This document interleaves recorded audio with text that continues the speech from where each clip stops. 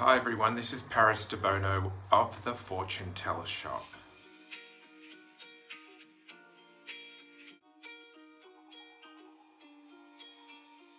How are you all? Thought I'd check in with everybody, see what's happening.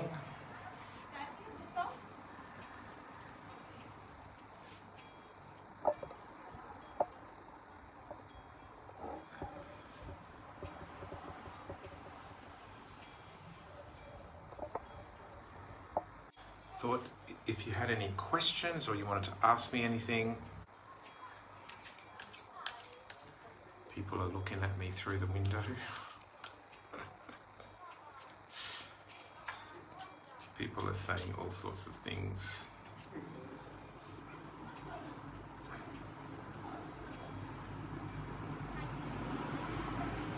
They think that I am a magician. People are looking at me through the window and they think that I'm some sort of magician.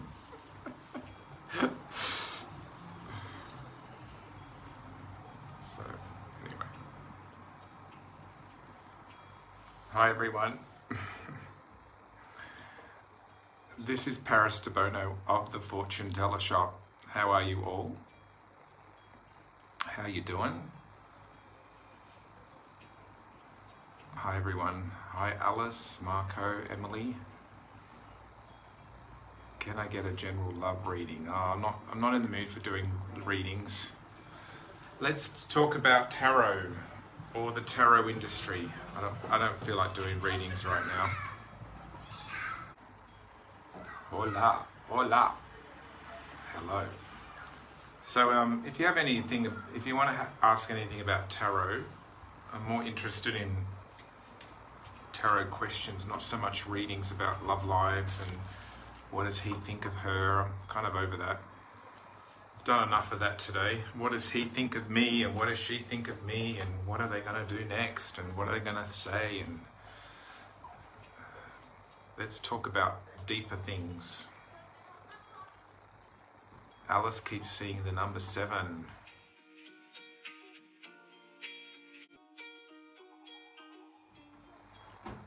Well, 7 is to do with, I associate 7 with the planet Neptune, which is the god of the sea, and it's about, 7's about spirituality, it's about science, it's about a higher mind, it's about going beyond the physical world. Number 6 is the physical world, pleasure.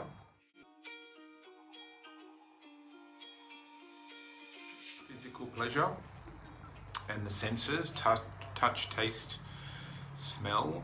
7 is above that. 7 is when you go beyond the sense, the physical senses into the spiritual, into the non-physical. So maybe you're developing something there. Maybe there's some development going on with you, number 7. 7 is associated with, in numerology, it's associated with, can be scientific. It's usually above the physical pleasures, So it's when humans start thinking beyond the physical pleasures. So science comes under that as well as spiritual. So, yeah. Carly, minor cards as yes or no answers.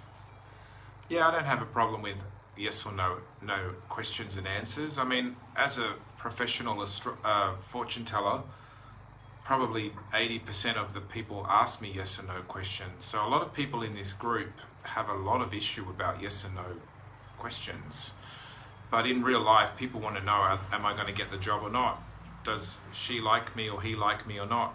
So these are questions you have to answer. I'm not sure why there's so many people that are really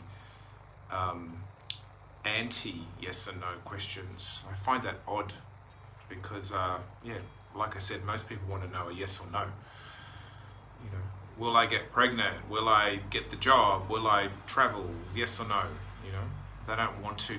Often people that come for readings that are paying clients, often they don't want to talk about spiritual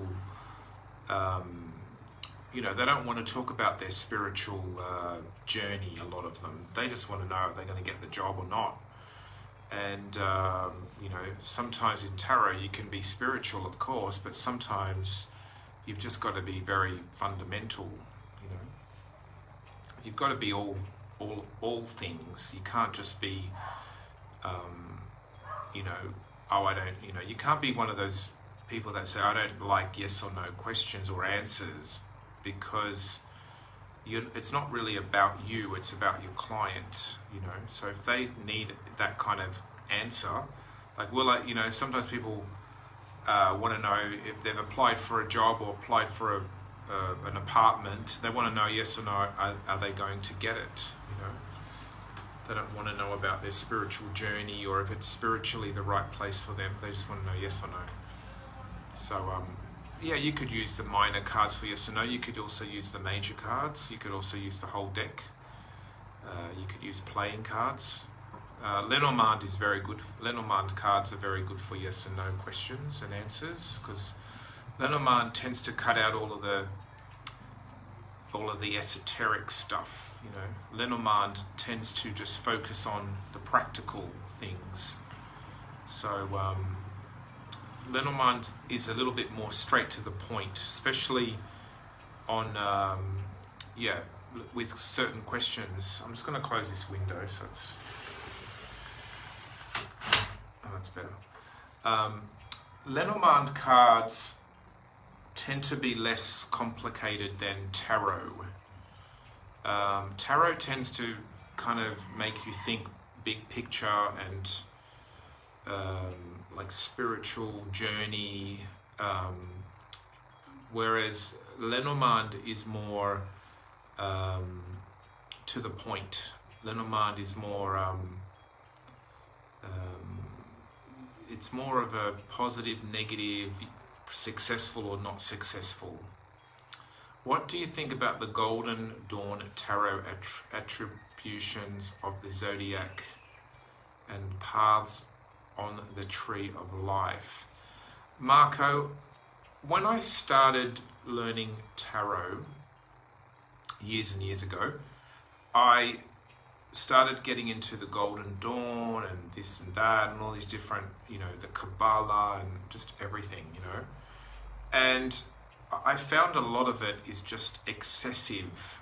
And also mixing tarot with astrology is excessive. I studied astrology as well. I'm an astrologer. But a lot of people go into all these like Kabbalah and which is great, but when you do readings like for clients, like I do, this is my job, a lot of that's excessive. Clients don't need that stuff, and I don't need it to read them either. I read their astrology, and I can read their tarot, and I can read the Lenormand, and they don't really need, you know, the Golden Dawn version of something, you know. I mean, I studied a lot of those things early on, and I just realized a lot of it, it's good to know. It's, you know, it's good to know, and it's good to have that in the background of your studies, but I don't use that in my day-to-day readings, you know. What I do more is, I think to be a fortune teller or a card reader or a tarot card reader or a professional psychic, I think it's better to learn psychology, because you're dealing with human beings, you know, so all of the knowledge is great, and I recommend you do all of that, but a lot of it you won't probably use, you know. As long as you have a grounding in the tarot and a grounding in astrology, you know, and you know the, you know, the planets and the houses and all that, then you're pretty good to go. Can you please give guidance on how to predict a timeline through tarot? I always, whenever I do a reading for someone, I always say to them, what I always say to the client, what I'm about to tell you is all relevant for the next 12 months. So what I do is I tell the client, this is all in the next 12 months, what I'm saying. So therefore, I don't have to mess around with timelines so much. I get the client, I've got my little thing here because I'm at my workspace. I get the client to choose an area of life they specifically want to talk about or want to look into. So there's 6 areas of people's lives. So we've got love and romance, we've got business, work and career, money, finances, house, home, property, law, contracts, professional partnerships, travel, study, and hobbies. And I usually say to the client, choose 1 or 2 to start us off, 1 or 2 that's important to you, and let's look at the next 12 months. So therefore, I'm not confused about the time, they're not confused about the time. Now, sometimes I have done readings where they're longer, they're maybe 3 years out or 4 years out, but most clients, really they need to know the next 12 months, you know, because there's no point in me predicting what's going to happen 5 years away when that's just too far away, you know. I'd rather focus on what they can work with. And then I say to them, like if I have a client that if I look at the next 12 months and then they say, oh, what about, 2 years time or 3 years time? I'll say to them, why don't you come back after 12 months and we'll do another reading so we can get more accurate, because there's no point in me predicting, now 3 months away, 3 years away. It's better to predict 1 year away, so then you get more accuracy. And then people come back as well. So people come back, most of my clients actually, most of them will come back probably every sort of 6 to 8 months, because they kind of want to, they want an ongoing reading about their future and what's, they want to know what's going to come, and I can guide them more specifically. Okay. So, Jose, I'm starting Geomancy study. Any advice? I have a Geomancy study group on Facebook.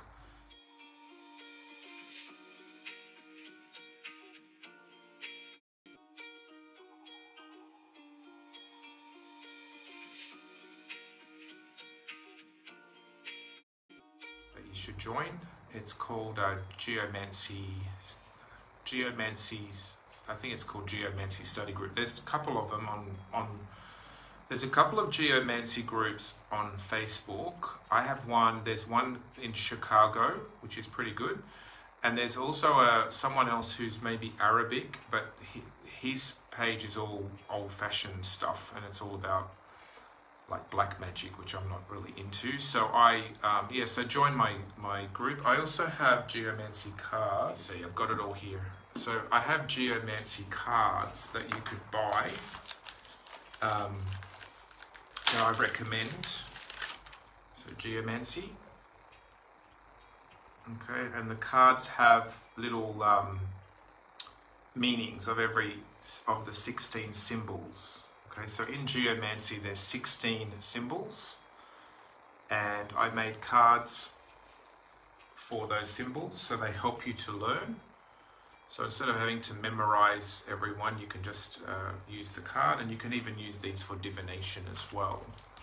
So I think with Geomancy, just study it. That's all there is. I mean, study the old books, study the new books, and away you go. And I also have videos. I have videos on YouTube about Geomancy as well. So I recommend you watch my videos on how to do Geomancy charts and readings. I love Geomancy.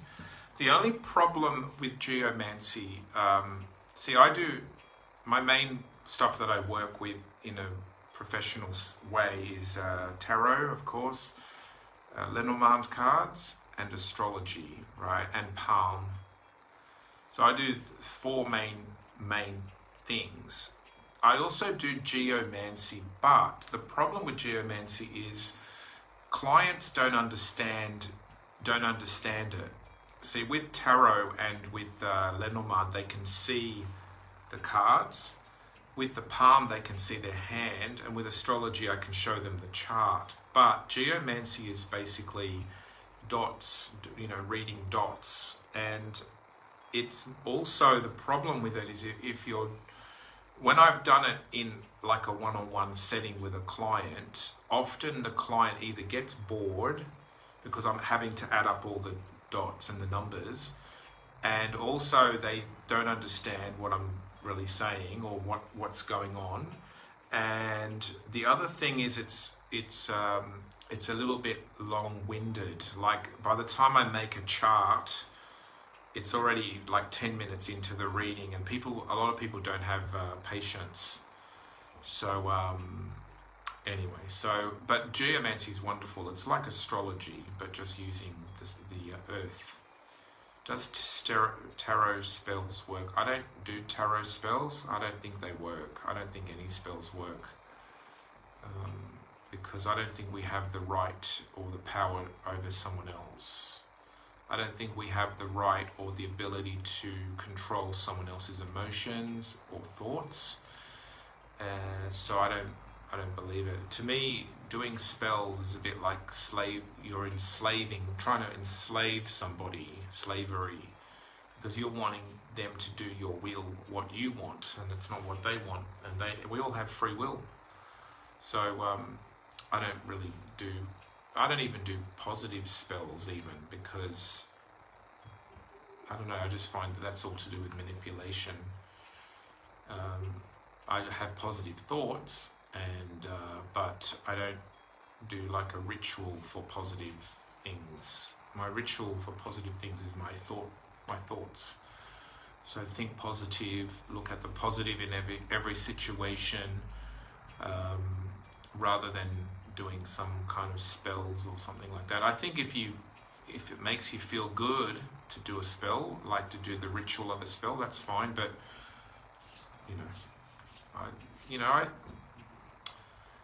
when I first started getting into esoteric stuff, I found all that stuff very fascinating. But that was 20 years ago. I'm a bit over that now. So I personally am not into that stuff, and I don't believe it either. Have you or would you turn a card up or down to change the energy of the cards ever? I only read upright cards, tarot, because there are 78 cards in a tarot deck. We don't need to double that. And I know some people say that, when you read reverse, it gives you a little bit more nuance, whatever, but the cards give you nuance already upright. So I personally, if I'm doing a tarot reading and one card happens to be upside down, look, sometimes I'll keep it. Sometimes I'll feel like, okay, that was meant to be upside down, but most of the time I turn it upright. So then you are not a witch or a magician. I'm not a witch, no, and I'm not a magician. I'm a fortune teller. So a witch to me is someone who is wise, and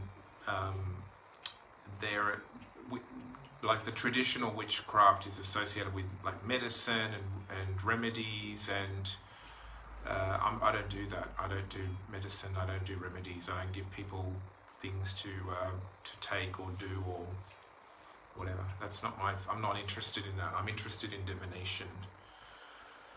100% divination I am. I'm not interested in like I'm interested in guiding the client, and then the client goes and does what they need to do, what their higher self, what their brain, what their intelligence tells them. I'm not about, let's fix it, or let's bind somebody, or let's free somebody, or whatever. I don't believe in that. They can do that if they want to, but I'm not interested in that. I'm interested in their planets, the astrology, the palm, the cards. So that's my thing. A magician is similar. A magician is someone who,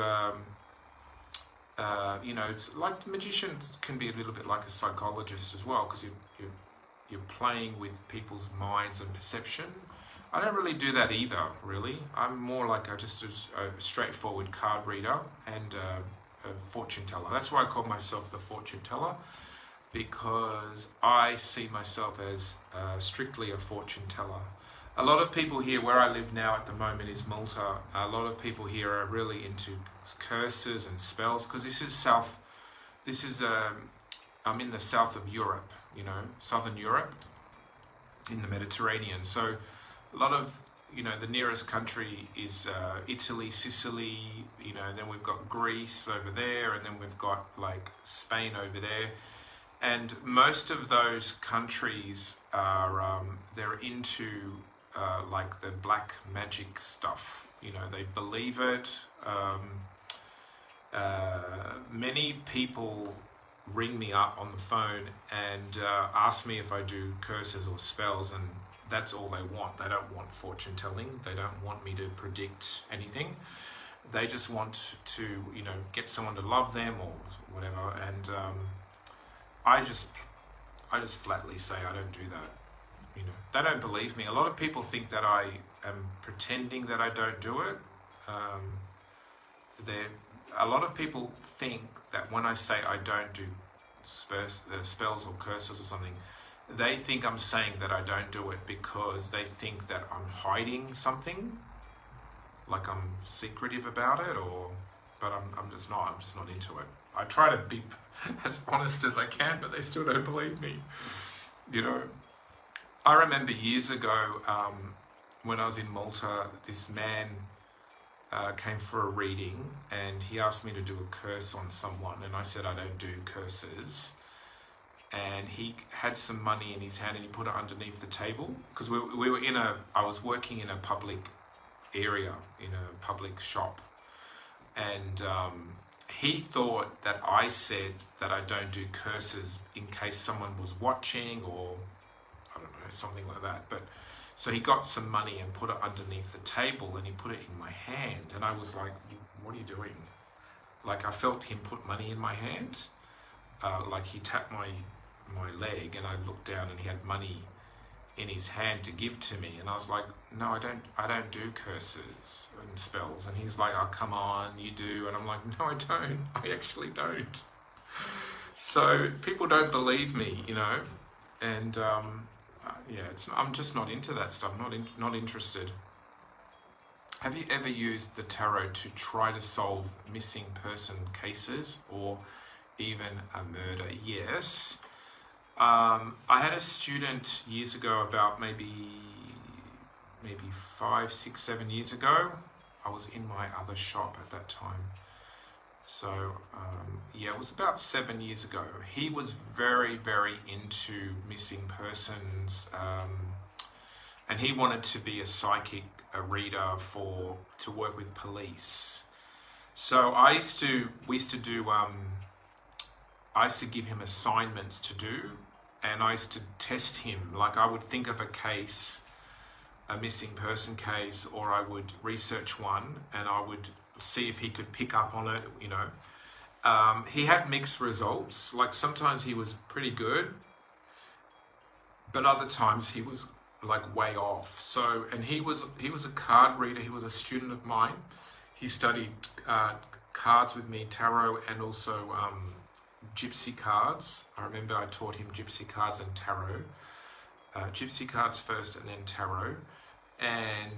But he was also, himself, he was into psychometry, which is reading jewelry or objects. Like, if someone owned an object, he could touch it and get vibes from it. And again, he was accurate sometimes and then way off, other times. So I had a reading with him once, and he was really, really accurate with certain things, but it was very hit and miss. Like, I remember he predicted that I would meet someone, and he gave me their name, and it was true.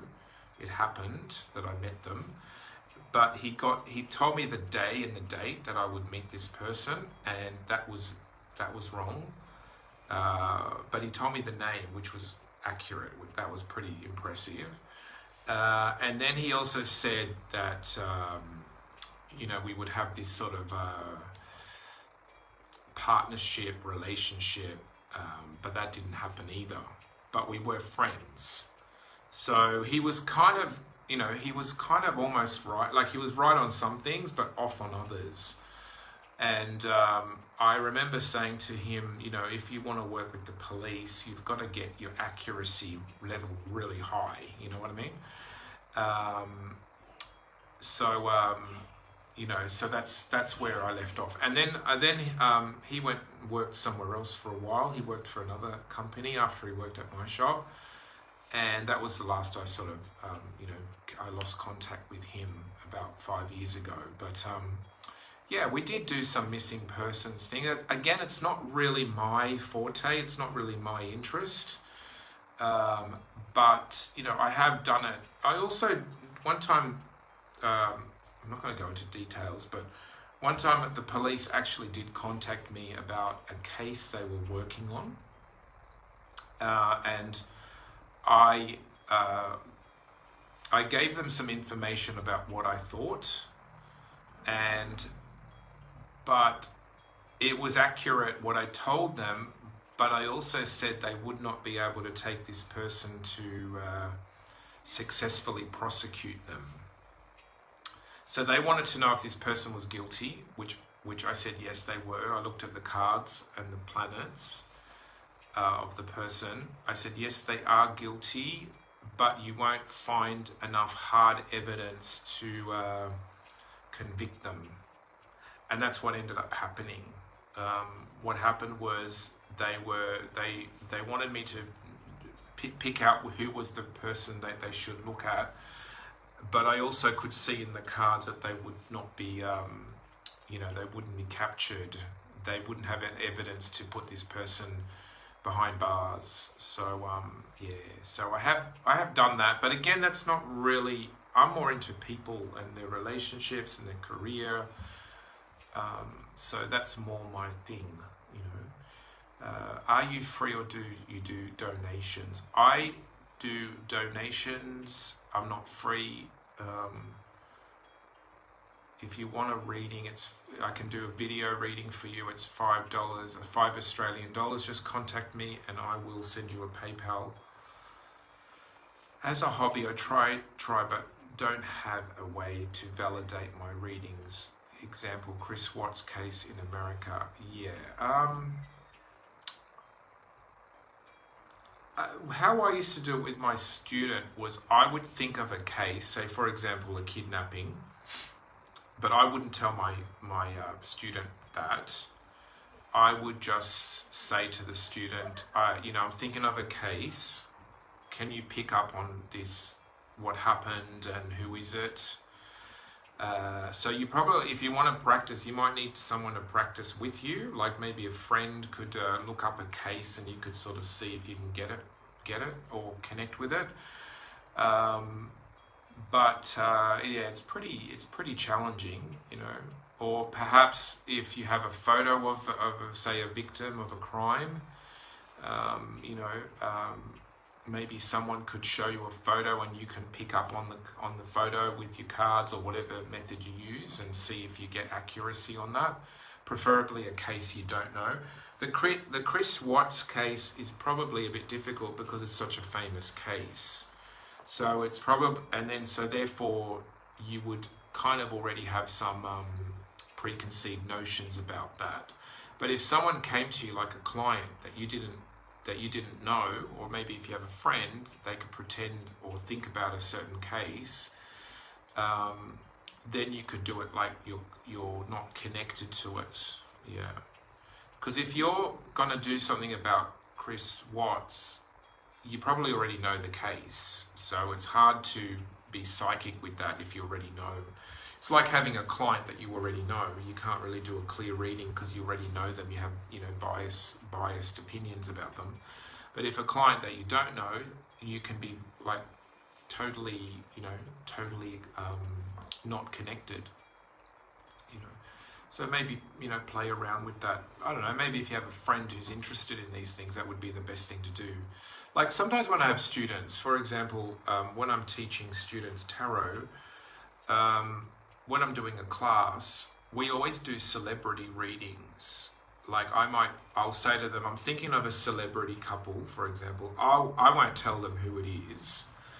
I'll say, what do you think about their relationship? I'm thinking about them, and if they want me to choose the cards or shuffle the cards. So I'll think of a celebrity, say, for example, a couple. And then my students will say, okay, this couple's happily married, or they're not married, or they're not happy, or they're breaking up, or they're divorcing, or whatever it happens to be. I used to use Kim and Kanye West a lot. When I was in Sydney, I would use them a lot as a guinea pig couple. I would also use Ivanka and Jared.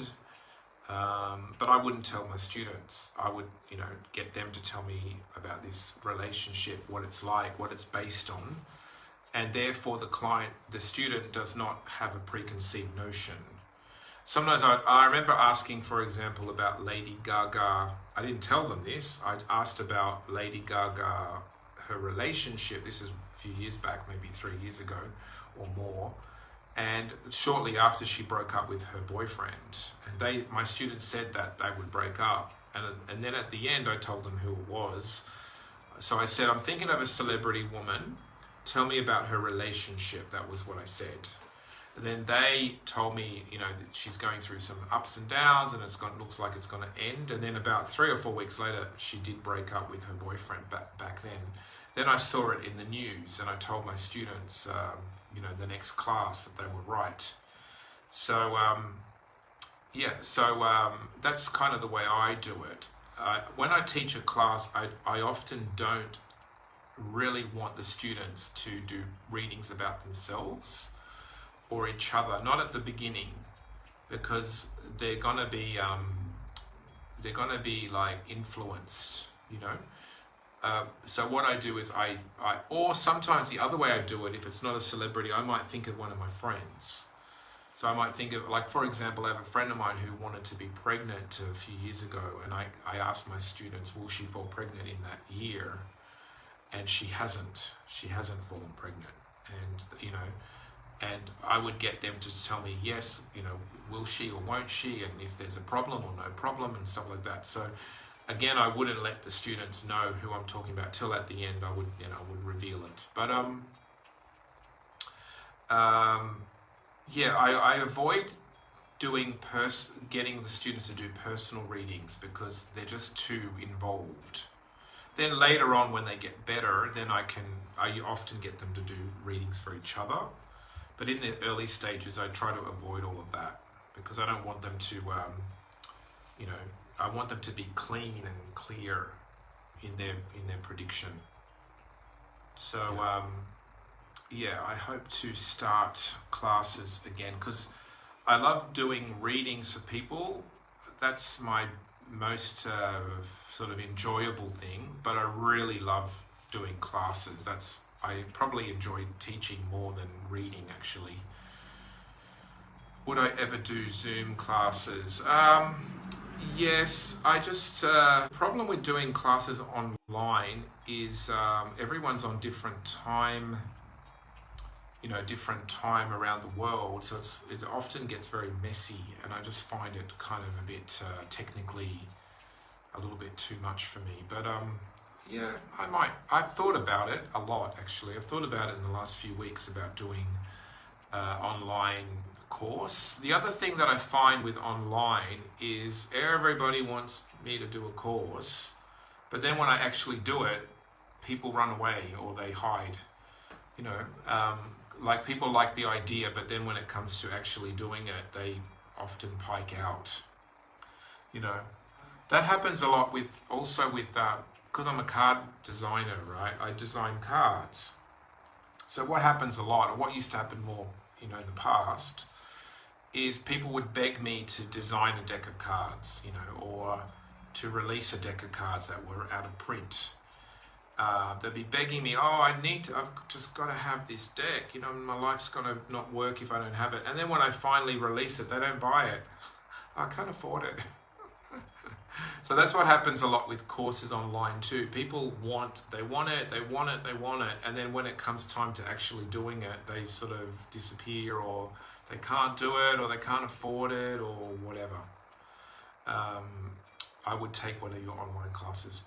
Well, Betty, what class are you interested in? Because I have I have Lenormand, I have Tarot, I have Debono classes already that are online, but they're on video. So it's got me teaching the class, but it's videos. So they're step-by-step videos in Tarot, Lenormand, and Debono, which are Gypsy cards. So if you're interested, then, okay, Tarot and Astrology. Well, Tarot I have, Astrology I haven't got online, but I do have the full Tarot course. If you want to know more about that, just message me and I'll send you the info. Tarot classes, yes, I have online classes, and what it is it's in 3 parts. It's obviously the major, the minor, and then the court cards. So in the tarot course online, you do one section at a time. And then after each section, I assess you. I give you some assignments, little assignments, and I assess you to see how you're doing. And then I pass you or not. And then if you don't pass, you just have to do a bit more homework until you get to the level of that you're good enough to pass. Basically that online class is me speaking, explaining the cards, and then doing the spreads. So it's step by step. So we learn some cards, we do some spreads, we learn some cards, we do until we get through the whole deck. And I've been teaching tarot since 1994, so almost like 30 years now, So so I do that. Classes. I used to teach big classes up to 12 people, 15 people sometimes, and it was lots of fun. I want to do it again, but like I said, COVID has stopped that. Okay. Yeah, if you want to know about my classes, just inbox me and I will send you the information, and we can go from there. Okay. All right, I might leave this video here. This was just a little chat. I wasn't planning it. I just thought I'd give it a whirl, see what it looked like. And I like this filter that I'm using. This cloud filter is really cool. Makes my eyes look really cool. So anyway, this is Paris Debono of the Fortune Teller Shop, and I'll catch up with you next time.